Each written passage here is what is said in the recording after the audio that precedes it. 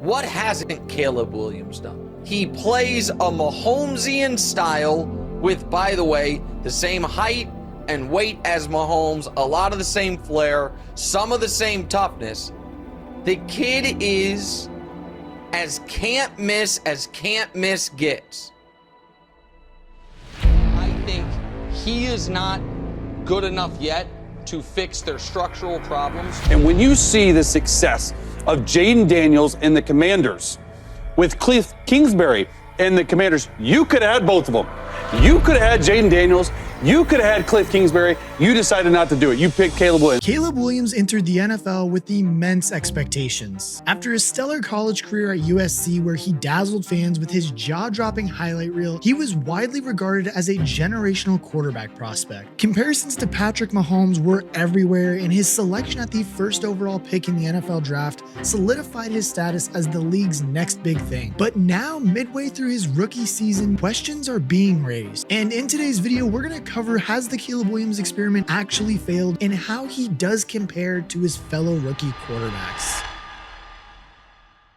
Now, coming out of college, his combination of arm strength, accuracy, and improvisational skills made him a nightmare for defenses. But the NFL is a completely different game. It's much faster, more complex, and far less forgiving. And I mean, honestly, so far in the NFL, Williams has shown some just great play at times and some absolute flashes of brilliance, but it really has just come down to the struggle of him being that consistent on a regular basis and showing us that he can actually do all of these things week in and week out. His 2,016 yards, 9 touchdowns, and 5 interceptions paint a picture of a quarterback still finding his footing. While he has delivered a few highlight reel plays, his performances have been marred by nervy indecision and wayward passes, registering a completion percentage of just 61% and producing just 19.4 points per game for Chicago on offense, which is 22nd best in the NFL. Like, I mean, for a player touted as pro-ready as he was, his struggles with reading defenses and handling NFL-level pass rushes have been absolutely surprising this year. And don't get me wrong, because context does really change everything for him and just his situation that he is in, because really the Chicago Bears haven't exactly helped him a lot this season. Like, I mean, for starters, his offensive line has been absolutely terrible, which we all knew was going to happen this year. But then on top of that, I think the most surprising thing that everybody didn't expect was his wide receiver core has been really underwhelming as well. I mean, as we all know, in the preseason, DJ Moore, Keenan Allen, and Rome Odunze were all lauded as the best trio in the NFL, but the reality has really been far from that, with each player struggling to separate consistently and make a real impact on a game. I mean, and then you add in the fact that without time to throw or reliable targets, even the most talented quarterbacks would struggle, which has undoubtedly contributed to Williams' underwhelming start. And of course, how can we not talk about Shane Waldron? I mean, this dude was the first offensive coordinator that Caleb Williams did get to work with inside of the NFL, but to no one's surprise, it's also the one that he's not going to finish the 2024 season with. As we all know, Waldron was fired less than 10 months after getting the job, having produced a Bears offense that looked absolutely stale, not giving Caleb any easy completions and resulting in embarrassing losses to Arizona and even more embarrassing to the New England Patriots. And I really think that makes matters worse too, because Caleb was actually outplayed by the later of his fellow rookie quarterbacks in Drake May, who was taken 2 picks after him in the 2024 draft. Like, I mean, of all the rookies that were to start this year, May was the last one to actually start games this year. Like, the dude didn't start games until week 6, once the just entire Patriots franchise realized that putting Jacoby Brissett out there week in and week out was not going to be the move, and they needed to get Drake May on the field as soon as possible. New England desperately needed a spark, and May has given it to them. In his first few games, May's passed for over 240 yards and threw more touchdowns than Brissett has done all season with 3. And don't get me wrong, because there were rookie errors, of course, and these have continued, but the flashes of brilliance were there from the beginning, and they've only increased, actually. I mean, we just saw it in his most recent outing against the LA Rams that saw him complete 75% of his passes for 282 yards and 2 touchdowns and 1 interception, while also showing that a couple of weeks before that, he could show off his rushing ability by collecting 95 yards on the ground. Like, I mean, the dude is absolutely justifying that he should be the starting role, and honestly, that he probably should have started week 1, and they should have never started Brissett. Not only that too, but for Drake May, it's even more impressive because when you think about the situation that he's in, he has one of the worst offensive lines in the league, bar none, but on top of that, his pass catchers are not like NFL elite guys like Caleb has. Like, I mean, straight up Drake May looks like an absolute stud and there's no two ways around it, which I really think just hurts Caleb Williams because of Drake May was taken after, but the other guy that we're about to talk about was also taken one pick after him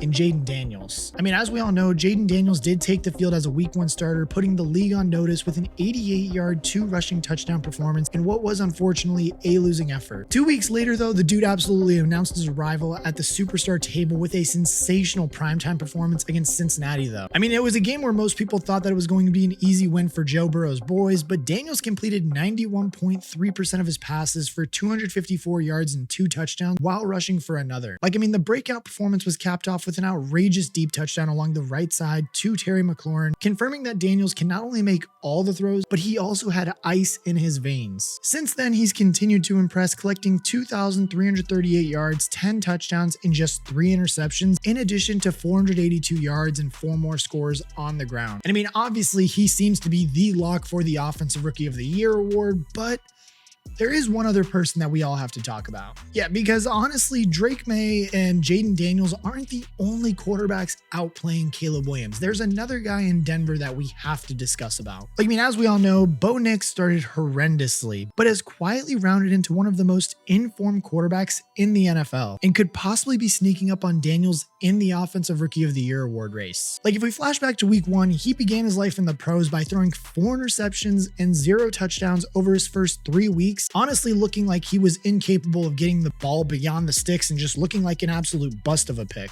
But slowly and steadily, he's found his form, first garnering people's attention with a 284-yard, 3-touchdown outing against Carolina, and this was somewhat shrugged off by fans and the media as it came against the Panthers defense that can really even be considered an NFL standard defense. But when he held his own against Kansas City and then dominated Atlanta in week 11, no excuses could be made. Like, I mean, hell, Nix is 1 blocked field goal away from winning his first appearance against Patrick Mahomes, completing 73% of his passes for 215 yards, 2 touchdowns, and 0 interceptions against the famously tricky Steve Spagnuolo. Then against Atlanta, he played even better, completing 85% of his passes for 307 yards, 4 touchdowns, and 0 interceptions. I mean, honestly, Nix has been really the only guy that looks like he can challenge Jaden Daniels for the Offensive Rookie of the Year award. But what I'm about to tell you really gives the reasoning of, should we be surprised that these two guys are just playing so much better than Caleb Williams and just the other rookie quarterbacks? Like, both of them played 5 seasons of college football, each racking up at least 55 games in comparison to the 37 played by Williams. And I mean, if recent history has really told us anything, it's that those extra snaps really do matter. Like, I mean, just look at the San Francisco 49ers, who wasted their 3rd overall selection on Trey Lance, who has started just 1 full season, and Brock Purdy, who has completely outplayed his 7th round draft selection after starting 4 seasons. But it's even scarier with what I'm about to tell you, because what Nix, May, and Daniels are doing is even more impressive and more concerning for Caleb Williams, because it's that they're doing far more with much less than what Caleb has. It was a widely shared opinion that Caleb Williams was entering the best situation that really any rookie quarterback had ever entered, whereas Daniels was joining an offense that only had Terry McLaurin as one of the playmakers, and Bo Nix was being added to a roster that was having to deal with $85 million worth of dead money because of the disastrous Russell Wilson trade. And then you have May, who many believed was being sat throughout the early stages of the season because of just how bad this offensive line and playmakers really were. Yet, despite all of those obstacles that all 3 of those quarterbacks are facing or did face coming into the season, they're all outplaying Caleb Williams, who, again, was thought to have one of the best situations, if not the best situation, that a rookie quarterback has ever walked into. Like, I mean, he was considered extremely lucky to be walking into an offense with guys like DJ Moore, Keenan Allen, DeAndre Swift, and then another rookie in Rome Odunze, who everybody thought was one of these generational wide receivers. And it hasn't, I mean, you can't say it really hasn't worked out because it's 1 season, but it hasn't lived up to the standards that everybody thought it was, and really has just been disappointing for Chicago Bears fans all around the league. But I guess for Chicago Bears fans, overwhelming disappointment really isn't a new thing for them at all. Like, I mean, it was just 3 years ago that Justin Fields arrived as the savior, only to go through almost identical problems. Fields held onto the ball too long, took too many sacks, and couldn't read the field, and was let down by his playmakers and O-line. Like, in a way, it really is deja vu in that sense, only Caleb has more well-known names to work with. And as things stand right now, sitting on a 4-6 record at the bottom of the NFC North, and with an offensive coordinator already sent packing, this experiment, I think, really, at least this season, has completely failed. But before you jump in the comment section and start just ripping on me, I don't think that Caleb Williams' career is completely doomed.